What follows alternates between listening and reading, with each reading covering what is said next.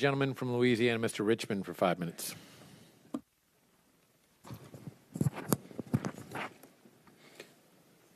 Thank you, Mr. Chairman. And against the wisdom of my grandmother that said that when you see a circus going on, don't jump in the middle of it and expect people not to call you a clown, I will ask questions anyway, because I think that this is a circus.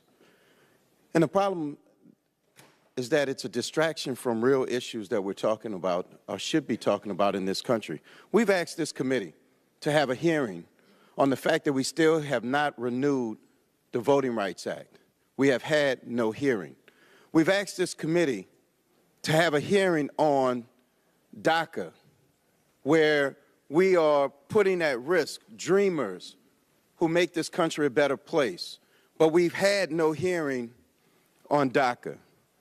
We've asked for hearings on the fact that we are separating infants and toddlers from their parents with now clearly no ability to reunite the family. So we have sick and maniacal things going on in this country, and we spent 6 hours with 20% of Congress locked in a room bashing someone in hopes that we can discredit a law enforcement investigation. In my wildest dreams, in my entire life, I never thought that I, a young black man, would be defending the FBI.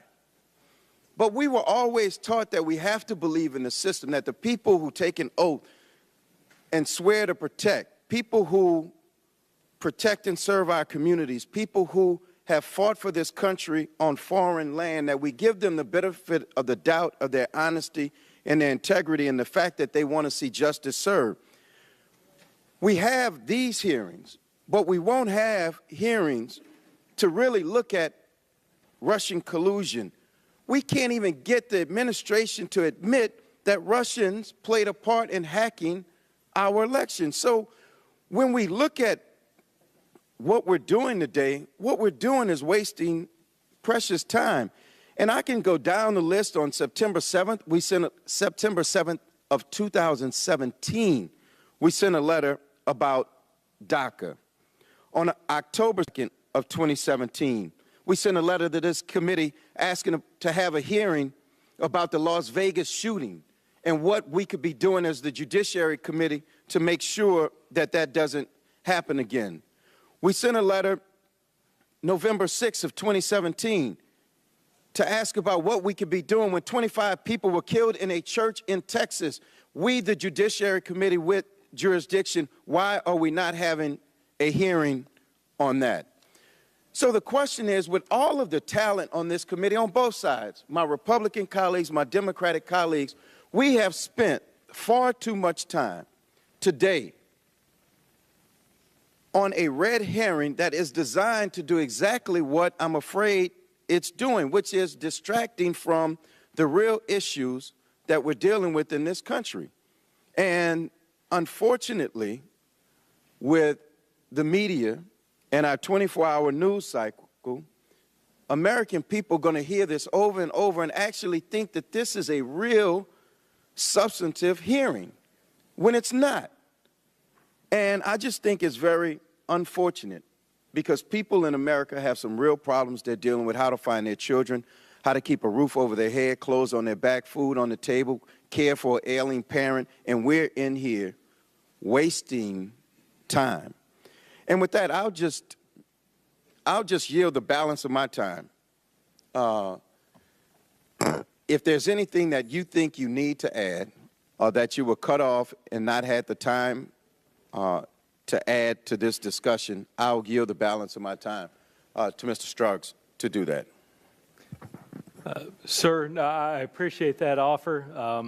I'm struck listening to your statements, and I know the history of the FBI. I certainly want the FBI to be something that you immediately leap to the defense of, and I think that's something we're working very hard to become. But again, I appreciate the offer, and thank you.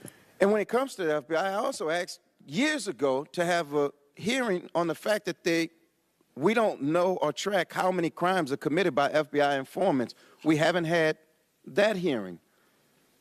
But we spent time on fast and furious because we were putting guns, introducing guns into the hands of criminals. But every day, the FBI and law enforcement, with snitches and confidential informants, allow people to deal drugs in the African-American community that cooperate with the FBI. We still have not had that hearing. So all I'm asking for is let's at least keep our eye on things that are affecting all of our communities, and this just isn't one of them. And the unfortunate part is I think, you know, we've been unable to keep tunnel vision on the things that are important, and we've allowed ourselves to get distracted by something that the investigation will, at the end of its day, the thing will speak for itself. And whether there was collusion, whether people broke the law, we will find out. But we do know one thing, that there's been indictments and there have been guilty pleas. And in my experience, guilty people don't plead guilty very often. And when you have indictments that say the United States of America versus The time X, of the Y, gentleman and has Z, expired. then we know that where there's smoke, there's fire. And we ought to allow the process to play out. With that, I surrender the remainder of my time. The time of the gentleman has expired.